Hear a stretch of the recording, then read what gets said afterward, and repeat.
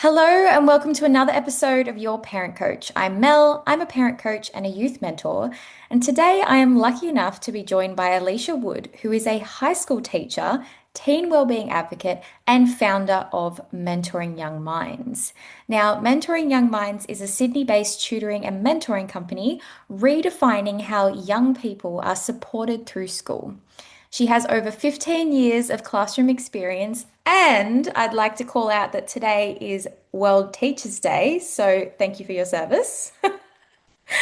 And I'm super excited for our conversation today. Alicia's mission is really quite simple, and it's to remind young people that their marks don't define them, and to show parents that when a child feels seen, safe, and supported, anything is possible. So, thank you so much for being here today. Thank you so much for having me, Mel. Absolutely. I'm super excited for our conversation for two reasons. One, because this is obviously a super passionate topic for me, and particularly to do with education and schooling and my own journey with that. So I have some very important and hopefully insightful questions for the listeners today. But I firstly wanted to throw to you just to find out what got you into this line of work and starting your business. For me, my high school journey definitely got me into the idea of teaching and wanting to support students with their well-being more so than just their academics. And I was really lucky. I had two amazing teachers when I was at school that really got me through the challenges of high school. One of them was my year 7 history teacher, who was just the funniest guy, and he always made me feel so valued. He used to crack jokes with me, and he could just tell when the day was not my day. I was always pretty lucky. I was in the top class. I was naturally quite academic. And the hard thing was, though, that I never pushed myself, but I just felt like he would get the best out of me in every way. As I said, he knew if I was having a rough day, he Mm. knew if I needed that little bit of extra push in a classroom. And then I had my year 11 and 12 PE teacher who was the same. I went through a really challenging time when I was in year 11. I lost someone really close to me, and he just checked in on me every day to make sure that I was okay, really supported me with both my learning and my well-being. And it made me realize that teachers do so much more than teach. And 100%. that was really important to me, to be a teacher who was going to see more of the child than just what they were able to do in a classroom. And so it was really, I started tutoring when I started my teaching degree a long time ago, and I have done it ever since. I still tutor now, and I love the one-on-one relationships that you build with both the student and their families. It's really important to get the best out of them. But it was really through COVID that I just saw how kids were not getting the support and the differences in the access to education that students were having during that time. I was teaching full time, and I was tutoring over 35 kids a week, because Yeah. there was just so many kids that needed that extra support. And it was from there that I started mentoring young minds, because I wanted to be a tutoring service with a difference. I didn't want to focus on churning worksheets out and building kids that were getting 99%. I Mm. wanted to help the kids that really found school difficult, and it was really hard to focus for them in a classroom, or it was hard for them to connect with the learning, or they didn't see their own ability because maybe teachers in the past had told them that they couldn't do something, or their behavior was too much of an issue for Yeah. them to ever succeed. So that's where mentoring young minds came from, was yeah, about supporting the underdog, I guess, the kid who Mm. gets left behind. Yeah, I love that. Super, super powerful, I guess, birth story of your business. But also, yes, like 100% agree in that COVID period, we did see a lot of kids suffering and then also families suffering as a result because their kids were struggling. And yeah, it's so, so special and powerful that that has now developed into mentoring young minds. So, You talk about tutoring, not just from an academic lens, but student well-being as well, and if anything, first. Yeah. Was there like a particular story or moment where you addressed well-being and it's made like such a difference that you were like, wow? Yeah, so there is a student who I have worked with in the past who was a complete school refuser, really poor mental health, really struggled through school academically, did not believe in themselves, and they definitely could have achieved a lot more than what they saw as their potential. But through that, it just became a real struggle with getting to school, struggle with friendships. There was a real lack of support on the school's behalf in trying to get them to return to school, even if that was partial attendance. And so I worked closely with this student, and we did more than just academics. There were some times that I turned up for a session and we would go for a walk. We would walk the dogs and we would talk about what was happening in their life. And we talk about the friendship issues that were going on. We would talk about self-esteem. And we really just focused on her as a person. And Mm, then the next couple of weeks, she might have been great with doing academics, and we would focus on her maths and we'd, perfect that English essay. And then it might have taken that step backwards where we needed to take that walk again and really just hone in on who she was and what she was feeling.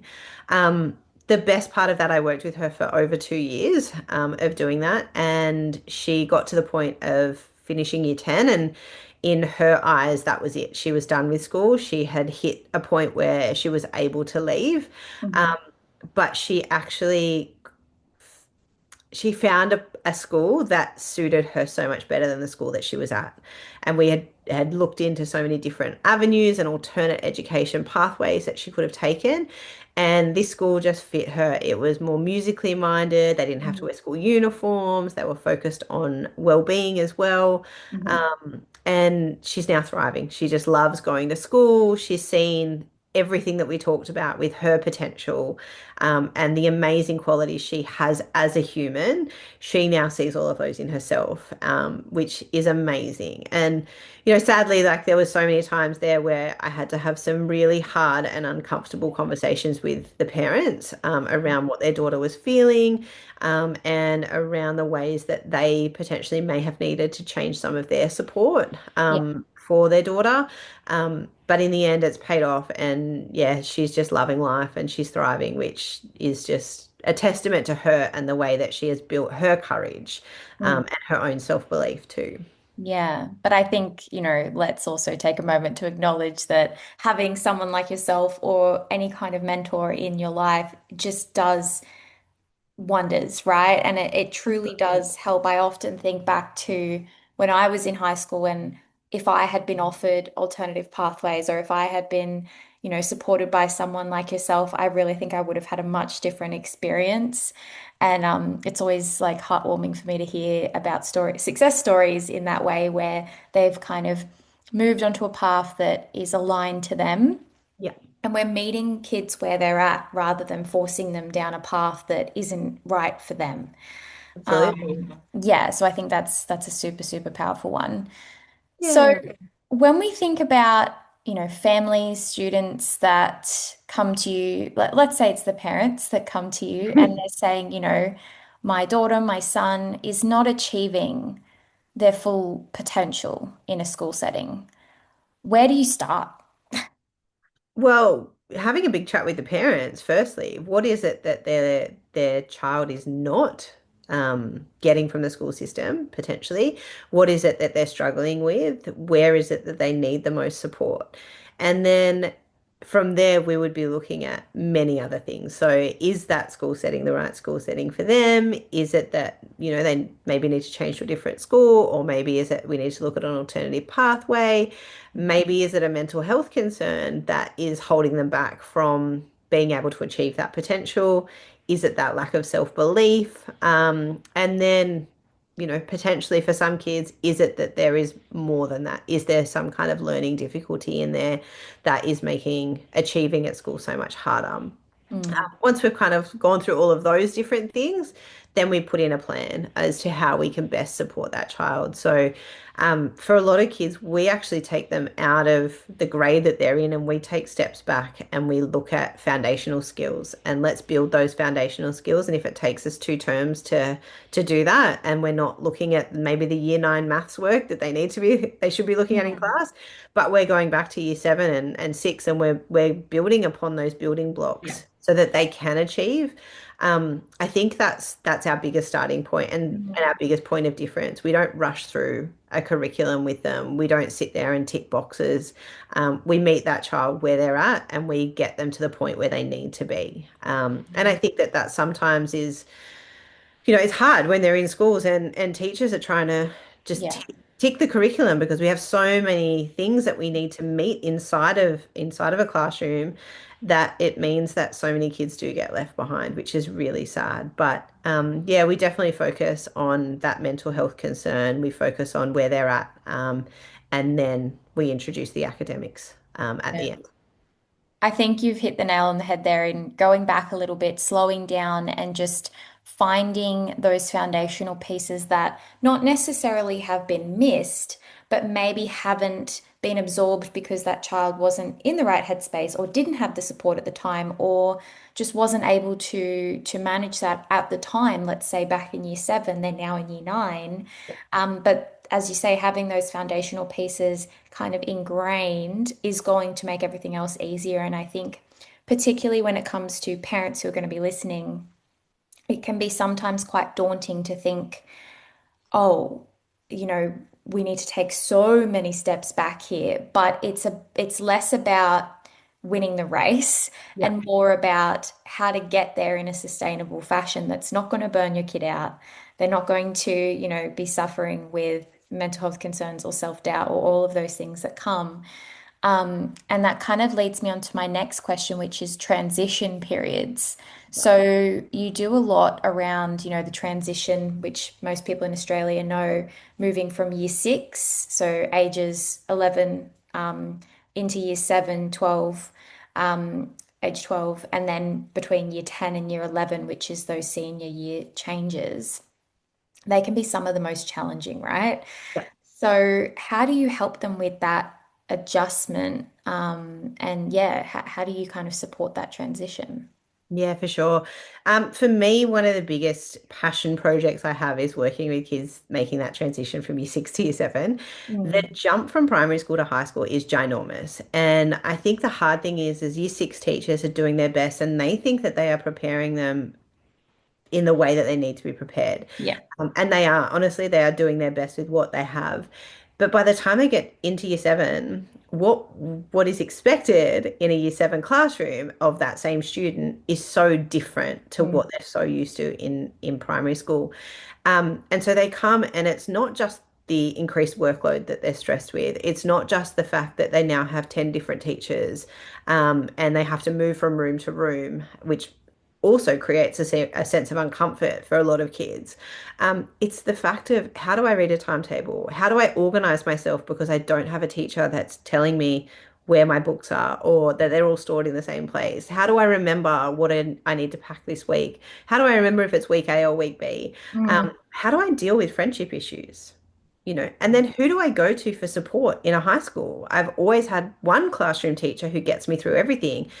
Who do I go to now that I have 10 of them and a year advisor and 4 deputies and a wellbeing coordinator? Who's my go-to person? So for me, we run through all of these things before kids even get to high school. So at least when they get there, there's less of that change that they're Yeah. not prepared for. Obviously each school has their own different series of how they run year 7, but there's consistencies across all of them. Yeah. And so we tackle all of those consistencies to prepare kids. We show them how to build time management into their life. We show them how to be organized so that parents don't have to be the ones packing their bags every night. We show Mm. them, how to actually pull apart an assessment task because school projects in year 6 are so different to a school project in year 7. And in year 6, you have one teacher that makes sure your maths assessment and your English assessment aren't done on the same day.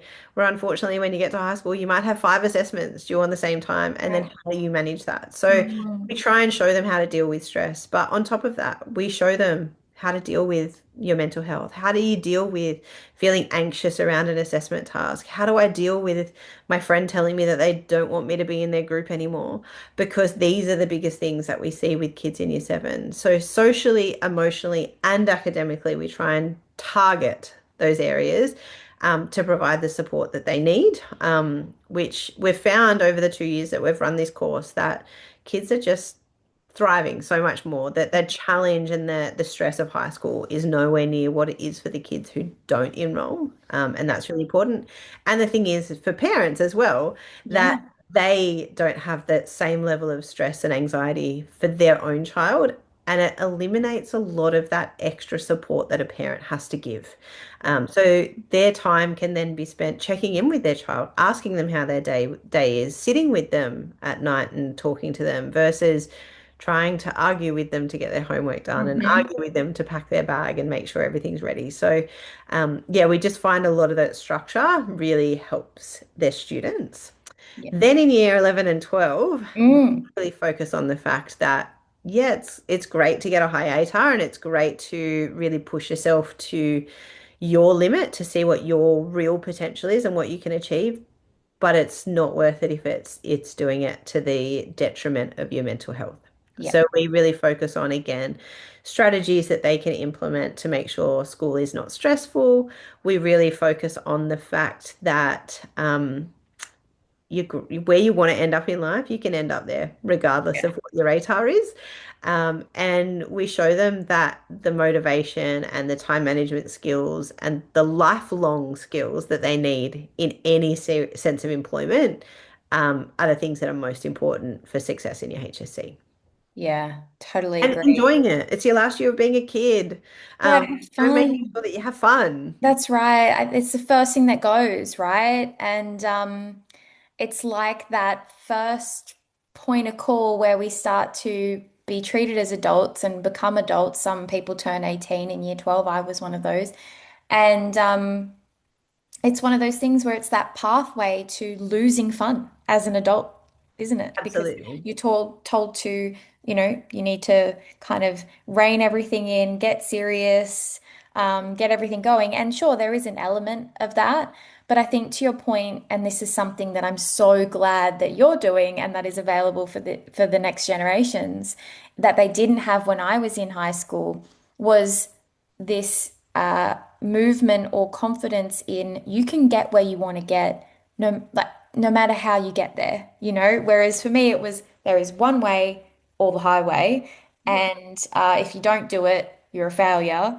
And there was all of this rhetoric from teachers basically that it's literally there's one option in life. Yeah, for And it sure. was very, very limiting, very, very stressful. And to your point, I was reading some statistics yesterday actually that teenagers that have anxiety, their parents are 3 times more likely to have anxiety as well. Yeah. So it's one of those things that it flows on into everybody around you. So I'm so glad that programs like this exist. So that's super great. And one more point I wanted to make that I think is important for the listeners of this podcast is that programs like the transition program, I think you call it Head Start to High School, is that right? Programs like that are particularly important for kids who are neurodivergent Absolutely. because you're giving them that kind of a heads up, like, hey, this is the world you're going into. We're going to give you all the tools and everything to be prepared, and you're not going to just have a big shock. Yeah. And it just helps them slowly transition rather than literally being thrown in the deep end of a pool that they don't know how to swim in. 100%, 100%. And that's the thing. If we can give them the floaties for that pool, Mm, it's just going to make their life so much easier. 100% agree. And so my last sort of question for you, and I could talk to you for like 3 years about this topic because there's so much to unpack here. We'll have to do another episode. But looking ahead, what are your goals? What are your plans for world domination? Well, maybe not world domination, but maybe just education domination. Mm, I want to for mentoring young minds, we are really changing in 2026. I have decided to step out of the classroom for at least 12 months, because I am so passionate about working with the kids who don't get seen. Mm, And so, one of the big things that we will be doing is we'll be working alongside their classroom teachers to making sure that they are supported in the best ways possible. So, currently, we already do meet with some of the students that we work with, their classroom teachers, and we talk about supports and we look at how we're supporting them in our sessions and how then the teacher can implement the same levels of support in the classroom without it creating them more work. hmm And so we want to do a lot more around that. We want to make sure that all of our students have their own individual learning plan with us to make sure that we're ticking the goals that they need, not that we're just ticking the year 9 curriculum or the year 7 curriculum, that we are making sure that individually that they really are being focused on.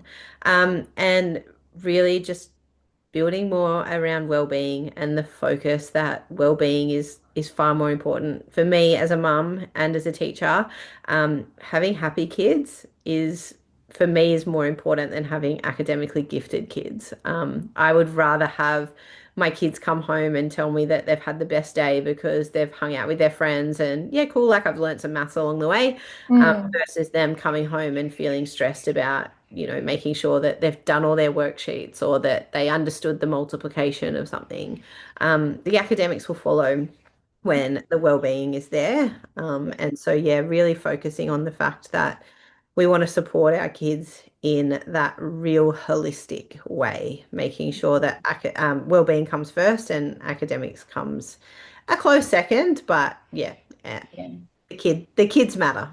Yeah, I love that. That's such a good message, everybody. Kids matter, which we know deep down, but I think it's very easy to get caught up in the education politics of it all, with our curriculum and all of those kind of things. I think, particularly if your kids are going through, for example, their HSC, I know it's on right now, and you may be resonating with some of the things we've said today. Just know that there is always another way and that it's not worth the stress, the sleepless nights, the even, physical symptoms of anxiety that comes with these things, and just learning to sometimes let go a little bit, as the support people in your teen's life, to know that everything will be okay. Yeah, absolutely. Absolutely. And I think that, if you actually start speaking to people out there, you'll realize that there's a lot of people who didn't do well in their HSC that are doing a lot better than those who did do well. Yeah. And yeah, I think just allowing your child to enjoy as much of their childhood. Life is hard enough at the moment for teens. It's so different to what it was 20 or 30 years ago when we were growing up. So, take some of the pressure away from them. They've got pressure from every angle now, where we really only had pressure with that academic side. Yeah, So yeah, that's right. let them So let them many enjoy something. So many added layers. And I do always, I mean, for those who are new to the podcast, I do share in some of the earlier episodes that I didn't do my HSC. And I have multiple different study pathways that I've gone down, and I have multiple different partial degrees and all kinds of different things. And you don't need it, in my Well, opinion. I did terribly in my HSE. I hated school at the end. I loved it in year 7, and as I went through, I definitely feel like I am an undiagnosed ADHD woman. And year 12 was nothing. It was I didn't perform. My ATAR was absolutely shocking. And I now have 3 uni degrees and 5 TAFE certificates, and I, you know, have run several businesses. So I Yeah. feel like a piece of paper at the end doesn't define success in any way. Definitely not. And I think it is a good reminder, to everybody out there listening that, yeah, it doesn't define you. Your marks don't define you. And there's always a way to get where you want to go if you have people behind you, just like you, Alicia. Thank you, for the work that you're doing, and, just kind of helping this next generation to have the tools, skills, And then also helping educators as well to, with your insider knowledge on how it all works because you get it and you understand the constraints that they're also under, but there is still ways that we can reshape and reform and better help the next generation. So thank you. I really appreciate everything you're doing. Can you tell us where we can find you online? Our website is www.mentoringyoungminds.com.au and on Instagram at mentoring.young.minds. Amazing. Thank you so much, everyone. I will catch you in the next one. And make sure if you liked this, make sure you subscribe, you leave a review because I would love that, and send it to another parent because the best way to support one another is to build community. Take care, everyone. Bye.